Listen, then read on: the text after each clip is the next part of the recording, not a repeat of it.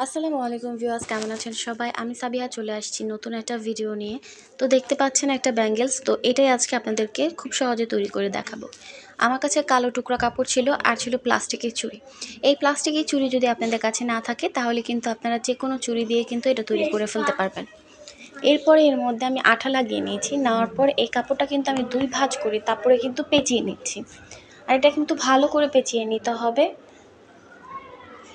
কাপড়ের ছেঁড়া অংশ মানে যেই পাশটা আমরা কেটেছি, যেই পাশে বাড়তি সুতা বের হয়ে থাকে ওই পাশটা আমাদের ভিতর দিকে রেখে দিতে হবে। আর ২ ভাঁজ দেওয়ার পর যে পাশটা ওই পাশটা কিন্তু আমাদের উপর দিক থাকবে। এরকমভাবে কিন্তু আমরা এটা ভালো করে পেঁচিয়ে নেব। আশা করছি বিষয়টা বুঝতে পেরেছেন কিভাবে করছি। মনোযোগ সহকারে দেখলে কিন্তু খুব সহজে আপনারাও তৈরি করে ফেলতে পারবেন। লাস্ট ফিনিশিংয়ে এসে কিন্তু একটু আঠা দিয়ে কিন্তু ভালো করে এটাকে লাগিয়ে দিব। আর অবশ্যই শেষের অংশটুকু কিন্তু ভিতর দিকে দিয়ে দিব। এতে করে কিন্তু বাহিরের দিকটা দেখতে কিন্তু ভালো দেখাবে, ফিনিশিংটা ভালো আসবে। তো দেখতে পাচ্ছেন আমার কিন্তু কাপড় লাগানো কমপ্লিট হয়ে গেছে। এখন আমার কাছে কিছু কাঁচের টুকরো ছিল, এইগুলো কিন্তু আমি এখানে দিয়ে দিয়েছি। আপনাদের কাছে যাই থাকবে তাই দিয়ে কিন্তু এভাবে সুন্দর একটা ডিজাইন তৈরি করে ফেলতে পারবেন। এরপর আমার কাছে যে আঠা ছিল ওই আঠা দিয়ে কিন্তু প্রায় ১ ইঞ্চির মতন দূরত্ব রেখে রেখে কিন্তু আমি কাঁচগুলো লাগিয়ে নিচ্ছি। আর হ্যাঁ, আপনারা যদি আমার ইউটিউব চ্যানেলে নতুন এসে থাকেন তাহলে অবশ্যই আমার ইউটিউব চ্যানেলটাকে সাবস্ক্রাইব করে দিবেন। যারা এখনও সাবস্ক্রাইব করেন নাই তারাও অবশ্যই সাবস্ক্রাইব করে দিবেন। এতে করে আমি নতুন নতুন ভিডিওগুলো ছাড়া মাত্রই আপনারা দেখতে পারবেন। এরপর সাইডে আমি এই চেইনগুলো লাগিয়ে নেব। এই চেইনগুলো কিন্তু আপনারা লেসের দোকানে পেয়ে যাবেন। আর এই চেইনগুলোকে কিন্তু একটু চাপ দিলেই কিন্তু পাথরগুলো একত্রে চলে আসবে। তো দেখতে পাচ্ছেন আমি কিন্তু একটু চাপ দিয়ে কিন্তু পাথরগুলোকে একত্র করে নিচ্ছি।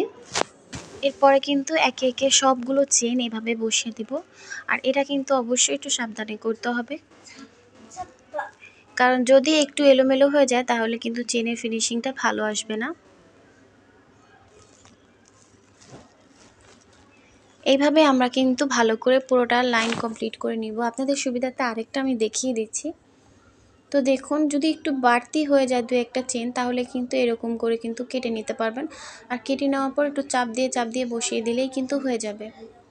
তো এইভাবে পুরোটা কমপ্লিট করে নিব। নেওয়ার পর এরপর আমরা বাকি অংশের কাজগুলো করব। তো আপনারা এই আঠাটা যদি আপনাদের কাছে না থাকে তাহলে ফেভিকলের যে সাদা আঠাগুলো থাকে ওই আঠাটা দিয়েও কিন্তু আপনারা এই কাজটা করতে পারবেন। তো দেখতে পাচ্ছেন আমি কিভাবে তৈরি করছি। তো আমার ইউটিউব চ্যানেলে যদি নতুন এসে থাকেন অবশ্যই কিন্তু ইউটিউব চ্যানেলটাকে সাবস্ক্রাইব করে দিবেন। আর এই ভিডিওটা যদি ফেসবুক পেজ থেকে দেখে থাকেন অবশ্যই ফেসবুক পেজটাকে ফলো দিয়ে রাখবেন। তো বাড়তি অংশটা কিন্তু আমি আবারও কেটে নিব। যতটুকু আমাদের বাড়তি হবে ততটুকু করে কিন্তু এভাবে কেটে ফেলে দেব। আর যদি পারেন অবশ্যই আগে থেকে মাপ দিয়ে রাখলে আর বাড়তি অংশ ফালানোর কোনো ঝামেলা থাকবে না। এখন এর সাইডটা আমি আরেকটু গর্জিয়াস করব, এর জন্য সাইড থেকে এরকম চেন আরেকটা লম্বা করে লাগিয়ে নিব। যেহেতু আমার কাছে অনেকগুলোই চেন ছিল এর জন্য আমি চাচ্ছিলাম যে সাইড দিয়েও একটা চেন দিয়ে দিই। কিন্তু চেন ছাড়াও কিন্তু সাইডে চেন ছাড়াও মাঝখানে যে চেন মিডলগুলো ছিল, আয়নাগুলো ছিল, এইগুলো দিয়েই কিন্তু ভালো দেখাচ্ছিল। তারপরেও আমি একটু চেন সাইড থেকে দিয়ে দিলাম। আর এই চেনটাও কিন্তু সেম একইভাবে লাগিয়েছি। আঠাটা আগে লাগিয়ে নিয়েছি, তারপরে কিন্তু চেনটাকে ভালো করে বসিয়ে দিচ্ছি। আশা করছি বিষয়টা বুঝতে পেরেছেন কিভাবে তৈরি করেছি। ভিডিওটা ভালো লেগে থাকলে অবশ্যই ভিডিওটা শেয়ার করে দিবেন, একটু লাইক করে দিবেন।